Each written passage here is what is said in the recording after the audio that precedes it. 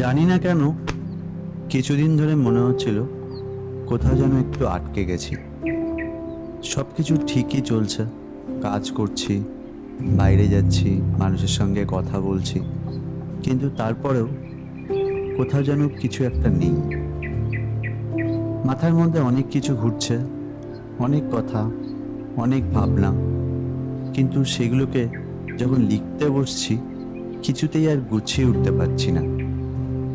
কখনো কলমটা হাতে নিচ্ছি, কিছুক্ষণ ওই সাদা পাতাটার দিকে তাকিয়ে থাকছি, মনে হচ্ছে এই তো এবার হয়তো কিছু একটা লিখতে পারবো, কিন্তু না, পাতাটা সাদাই থেকে যাচ্ছে আর আমি একই জায়গায় বসে আছি। চেষ্টা করলাম, একটু অপেক্ষাও করলাম, নিজেকে বোঝানোর চেষ্টা করলাম হয়তো একটু পরেই কিছু একটা মাথায় আসবে, কিন্তু যত বেশি ভাবছিলাম ততই যেন সব কিছু আরো এলোমেলো হয়ে যাচ্ছিল। তারপর মনে হলো আমি আসলে কি খুঁজছি, একটা গল্প, নাকি আবার নতুন করে কিছু অনুভব করার একটা কারণ। জানি না, হয়তো সব প্রশ্নের উত্তর ঘরের মধ্যে বসে পাওয়া যায় না, আর সব গল্প টেবিলে বসে লিখেও তৈরি করা যায় না। কিছু গল্প হয়তো বাইরে কোথাও অপেক্ষা করে থাকে, কোনো অচেনা রাস্তায়, কোনো পরিচিত জায়গার নতুন একটা রূপে, কিংবা এমন কোনো ছোট মুহূর্তে যেটার কথা বাড়ি থেকে বেরোনোর সময় ভাবাই যায়নি।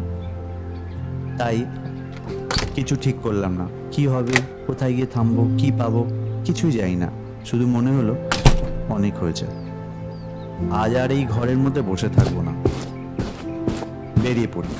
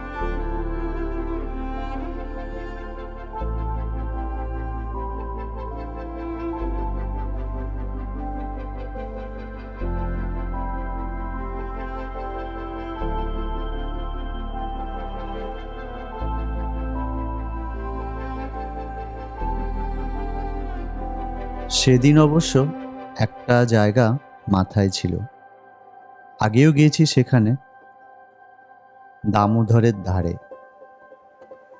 পাল্লা রোডের কাছে একটা পুরনো পথ, কয়েকটা ছোট সেতু পেরিয়ে পৌঁছানো যায় নদীর একবারে কাছে। যাওয়ার আগে মাথার মধ্যে কিছু ছবিও তৈরি করে রেখেছিলাম, কোথায় দাঁড়াবো, কিভাবে শ্যুট করব, কোন দিক থেকে আলোটা আসবে, নদীর ধারে কোন জায়গায় একটু সময় কাটাবো, সব কিছু আগে থেকে মনের মধ্যে একবারে দেখে নিয়েছিলাম। আসলে কোনো একটা জায়গায় আগে গিয়ে থাকলে দ্বিতীয়বার সেখানে যাওয়ার সময় আমরা শুধু একটা জায়গার কাছে ফিরে যাই না, ফিরে যাই তার কাছে জড়িয়ে থাকা আমাদের নিজে কিছু স্মৃতির কাছেও। আমার মনেও সেই আগের ছবিটাই ছিল, সেই রাস্তা, সেই ছোট সেতুগুলো, নদীর দিকে নেমে যাওয়া সেই পরিচিত পথ। ভেবেছিলাম পৌঁছে আবার সব কিছু ঠিক সেভাবেই দেখতে পাবো। হয়তো কিছুক্ষণ চুপ করে বসবো, নদীটা দেখব, ক্যামেরার কিছু মুহূর্ত ধরে রাখবো। তারপর দিনের শেষে একটু হালকা মন নিয়ে বাড়ি ফিরে যাব। শুধু সাধারণ একটা ভাবনা ছিল, কিন্তু আমরা অনেক সময় ভুলে যাই আমাদের স্মৃতিতে কোনো একটা জায়গা ঠিক একই রকম থেকে গেলেও বাস্তবের সময় সেখানে থেমে থাকে না।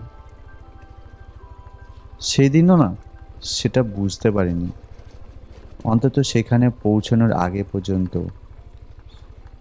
শুধু একটা জিনিস ভাবিনি, আমি যে জায়গাটাকে মনে রেখে এসেছিলাম সেই জায়গাটা হয়তো আর আগের মতো নেই।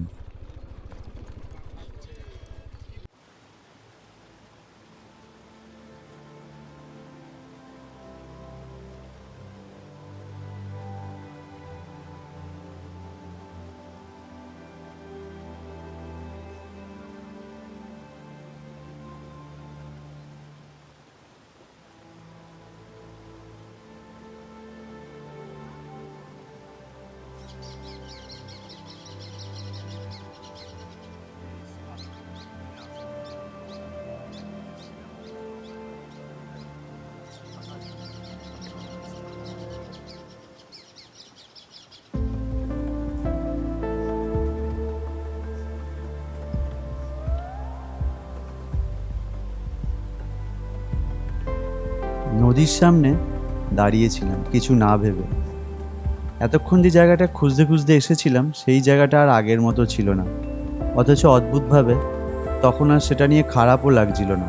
হয়তো সব কিছু আমাদের ভাবনার মতো হওয়াটাই জরুরি না। কখনো কখনো একটা পথ বন্ধ হয়ে যায়, আর ঠিক তখনই চোখের সামনে এমন কিছু এসে দাঁড়ায় যেটার জন্য আমরা কোনো পরিকল্পনাই করিনি। সেদিনও ঠিক তেমনই হয়েছিল। পেছন থেকে একটা ছোট্ট ডাক।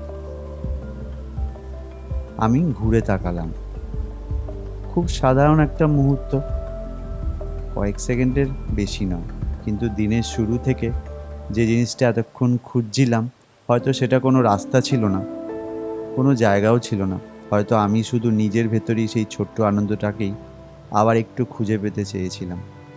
আর কখনো কখনো আনন্দ নিজের কাছে রেখে দিলে যতটা থাকে, কাউকে দিয়ে দিলে তার চেয়ে একটু বেশি ফিরে আসে।